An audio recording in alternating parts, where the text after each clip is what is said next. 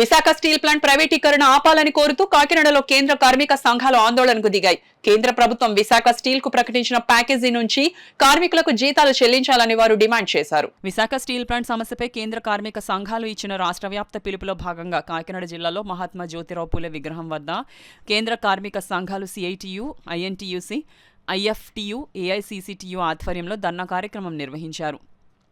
ఈ ధర్నా కార్యక్రమాన్ని ఉద్దేశించి సిఐటియు జిల్లా అధ్యక్షులు దువ్వా శేషబాబుజీ, ఐఎన్టీయూసీ నాయకులు తాళ్లూరి రాజు, ఐఎఫ్టియు నాయకులు దుర్గారావు, ఏఐసిసిటియు నాయకులు గొడుగు సత్యనారాయణలు మాట్లాడుతూ విశాఖ స్టీల్ ప్లాంట్ ప్రైవేటీకరణ నిలుపుదల చేశామని, కేంద్ర ప్రభుత్వంపైకి ప్రకటనలు ఇచ్చిన దొడ్డిదారిన ప్రైవేటీకరణ పనులను వేగవంతం చేసిందని, ఇది చాలా దారుణమని అన్నారు. కేంద్ర ప్రభుత్వం విశాఖ స్టీల్ ప్లాంట్కి ప్యాకేజీ ప్రకటించిందని, ఆ ప్రకటించిన ప్యాకేజీ నుండి అప్పులు తీర్చడానికి సొమ్మును ఉపయోగిస్తుందని, కార్మికుల జీతాలు చెల్లించడానికి ఈ సొమ్మును ఉపయోగించాలని అన్నారు.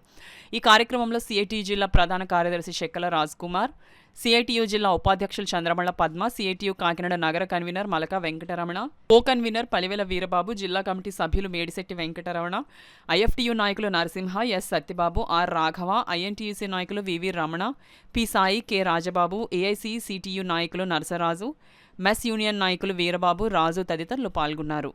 అలాగే సొంత కావాలని చెప్పేసి విశాఖకి మేము డిమాండ్ చేస్తూ దాన్ని తప్పకుండా తీర్మానం పెట్టని చెప్పేసి పవన్ కళ్యాణ్ గారికి సమావేశంగా కోరుతున్నాం. మరి ఈరోజు ఈ ధర్నా ముఖ్యాంశం మరి వేల తరబడి పనిచేసేటువంటి కాంట్రాక్ట్ కార్మికులు తొలగించడంపై చాలా మేము బాధపడుతున్నాం. అలాగే అన్ని సంఘాలు కూడా వాళ్ళు మద్దతు ఇస్తున్నారు.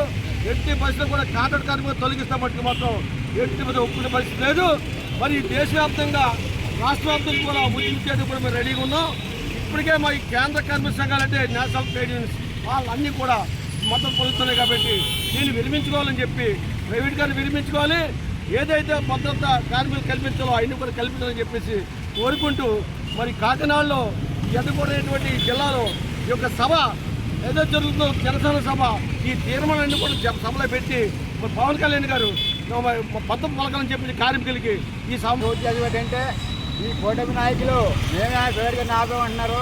కాబట్టి అసెంబ్లీ సమావేశాలు జరుగుతున్నాయి. కాబట్టి అసెంబ్లీలో ఒక తీర్మానం చేసి కేంద్ర ప్రభుత్వానికి కేంద్ర కేటాయించిన నిధులు ఆ నిధుల నుంచి కార్మికులకి వేతనాలు ఇవ్వాలి. అలాగే అక్రమంగా వచ్చిన కార్మికుల్ని అన్ని విధిలో తీసుకోవాలి. లేకుంటే మాత్రం తీవ్రంగా ఉద్యమం తీవ్రతం చేస్తామని కేంద్ర కార్మిక సంఘాలు తరఫున విజ్ఞప్తి చేస్తూ ఉన్నాం. ఈరోజు పవన్ కళ్యాణ్ గారు విడాకులో సభ జరుపుతూ ఉన్నారు. దాంట్లో కూడా ఒక తీర్మానం చేసి విశాఖ కార్మికులు ఎన్నో పెట్టి పోరాటం చేశారు, వాళ్ళకి వేతనాలు ఇవ్వాలని చెప్పి మేము డిమాండ్ చేస్తూ ఉన్నాం. ఖచ్చితంగా ఇట్లా అమలు చేసే వరకు కేంద్ర కార్మిక సంఘాలు ఐక్యంగా పోరాడతాయని చెప్పి మేము విజ్ఞప్తి చేస్తాం. అందువల్ల ఈ స్టీల్ ప్లాంట్ కూడా ఏంటంటే సొంత గదులు కేటాయించాలని మరొకటి ఏంటంటే ఇది మొదటి కాంట్రాక్ట్ కార్మికులందరినీ తొలగిస్తామని ఒత్తిడి అంటే ఉద్యమాన్ని బలహీనపరచడం కోసం చెప్పి పనిచేస్తూ ఉంటారు. ఇటీవల కేంద్ర ప్రభుత్వం కొంత ప్యాకేజ్ విడుదల చేసి ఆ ప్యాకేజ్ నుంచి 2 ఖర్చులే పెట్టమని కోరుతున్నాం. ఒకటి ఉద్యోగులకి కార్మికులకి ఇవ్వాల్సిన జతబద్దాలు, రెండోది ముడి తనిఖీ చేయడానికి అవసరమైన ఉండే మీరు ఇతరత్ర ఏ ఖర్చులో పెట్టి అనవసర ఖర్చులు పెట్టి దాన్ని పాడు చేయడం. ఈవేళ పవన్ కళ్యాణ్ గారు జనసేన ఆవిర్భావ సభ జరుపుతున్నారు. ఈ స్టీల్ ప్లాంట్ని కాపాడటం కోసం దీన్ని బాగా డెవలప్ చేయడం కోసం చెప్పి మీరు ఎజెండాలో పెట్టి చర్చించాలనుకుంటున్నారు. మొదలకి రాష్ట్రానికి సంబంధించి చర్చించుకుంటారు. ఇంకేం చర్చించుకుంటారు? చంద్రబాబు నాయుడు గారు 10 సార్లు ఢిల్లీలో వస్తారు. ఈ స్టీల్ ప్లాంట్ గురించి అక్కడ ఆయన మాట్లాడతారు.